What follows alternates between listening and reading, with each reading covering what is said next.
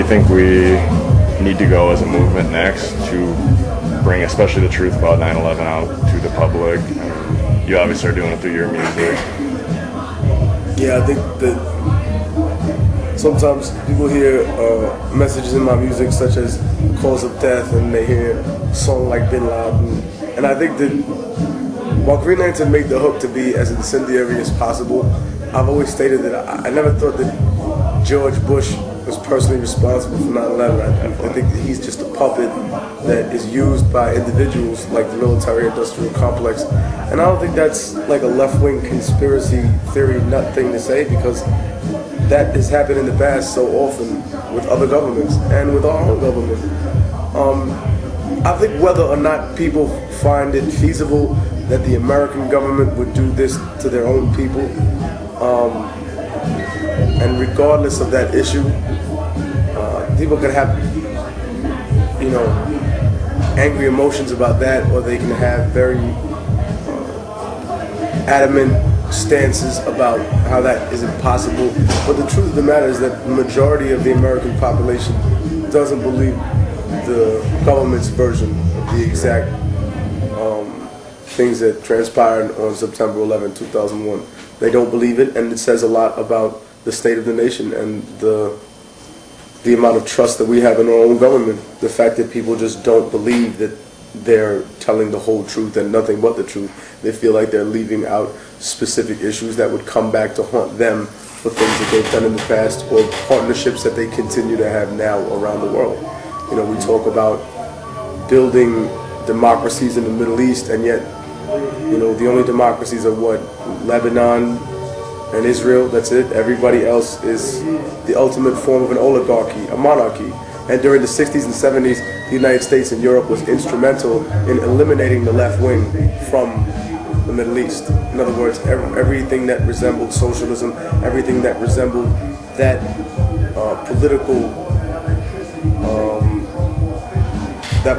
politically organizing faction of Middle Eastern politics was pretty much genocide, a political genocide. People removed, forcibly thrown out, whether it was from Iraq, Iran, Syria,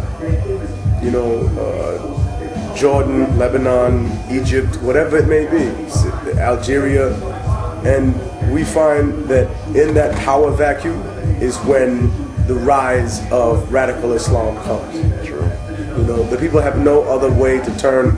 They have their leaders that claim to be related to the Prophet Muhammad, or claim to have some sort of sanctity. The entire issue behind monarchy is that God designated someone to rule.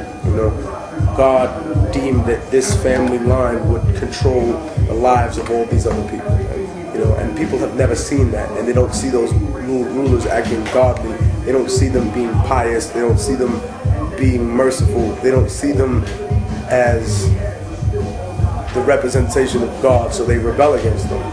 And the people that are doing that now happen to do that through a religious channel. So automatically that's sought after and demonized throughout the world as terrorism. But to me, I've always thought terrorism is the wrong answer to the right question. It's like advertising. If it didn't work, then so many people wouldn't be involved in it. You can strike fear into somebody's heart. You can make them do a lot of crazy things. You can make them release hostages. You can make them meet your demands, or you can make them give up their civil liberties and pretend that nothing's going on in their country.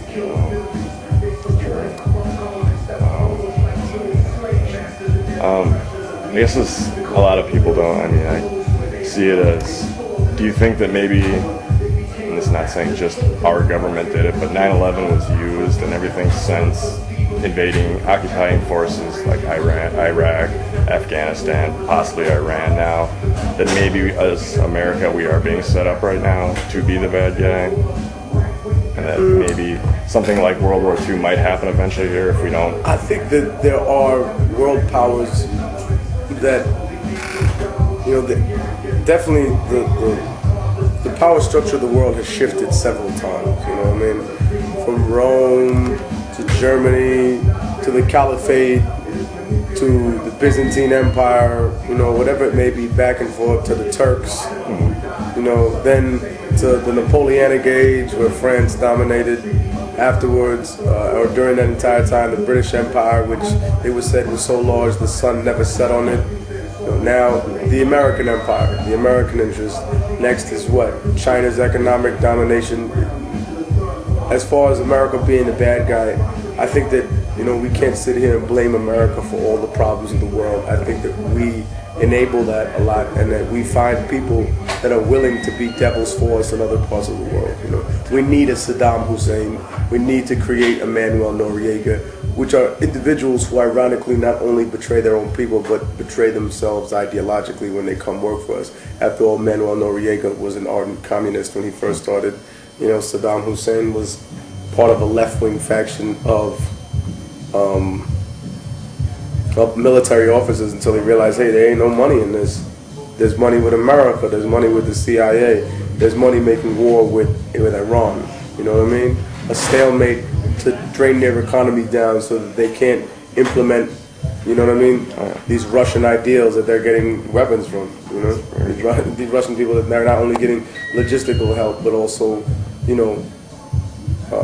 military aid from. So I think they're intrinsically connected. The imperial ambitions of this nation and the state of the world. But I don't think that, I don't think it's the end-all be-all to empires, After the American Empire, I'm sure there'll be another one, and there'll be another one. And what will be best remembered for, hopefully, is, in the future, building a greater understanding of what democracy is by watching the way that it failed here in America. Because I think that when we look at democracy as being voting 25 times every century, we're missing the point. Democracy are the institutions that protect the civil liberties of the people. That's what we vote for. That's what we're supposed to create. That's what we're supposed to protect. And right now, that's being sacrificed for. People are still trying to figure that out. They say there's a war, but who's the war against? We were friends with the Taliban before. Sure. We were buddies with them only a year earlier. And I think it's interesting to note the ideological contradictions in the people that we do business with. People that are willing not only to betray themselves and to betray their religious doctrine, but also to go against, historically speaking, what continues to this very day to dominate, issues around the world, and that's the issue of control. Man has no control, or has this dilemma in himself of whether he controls his own destiny.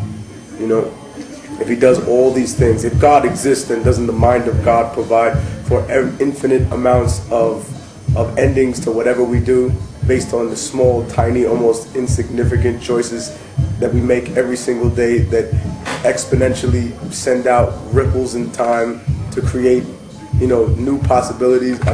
Then what choices is everything that we make already pre-written and put down in some way, shape, or form? And to overcompensate for not understanding whether we have that direct choice, whether it is truly our destiny that we decide, or if our destiny's already been preordained, we try to conquer other things because we can't conquer ourselves. We try to conquer other people. We try to make them assimilate. We conquer other religions. We conquer our own women. We conquer our own brothers. And in the end, it's the inability to conquer ourselves that drives us to do all this. Very true. Well, I guess I'm not the best interviewer. No, it's all right, man. I talk a lot, so y'all good, man. Thanks a lot for having me. Immortal Technique, myspace.com/Immortal Technique, Vital Records, the third world in stores now. Peace. Humanity's gone, smoked up in a gravity bong by a Democrat, Republican, Cheech and Chong. Immortal Technique, you never heard me preaching a song. I'm not controversial, I'm just speaking.